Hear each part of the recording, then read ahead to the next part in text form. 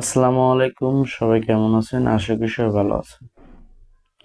যে কথাটি বলার জন্য আসলাম সেটা হচ্ছে লেখাপড়া করার চেয়ে নাকি টিকটক করাই এখন সবচেয়ে বেটার ওই টাকা ইনকামের জন্য। কথাটি যারা বিশ্বাস করে তারা একদম ভুল।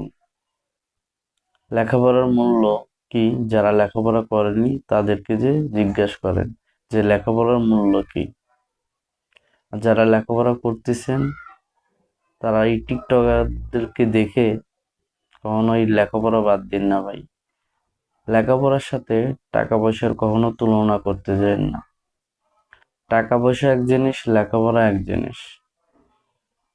টাকা পয়সা থাকলে আপনার বাড়ি গাড়ি ধন সম্পদ অভাব হবে না, কিন্তু লেখাপড়া না থাকলে আপনার সেই বিদ্যা, সে বইয়ের জ্ঞান অর্জন করতে পারবেন না। বই বিশ্বে চলাফেরা করতে আপনার হিমশিম খেয়ে যাবে।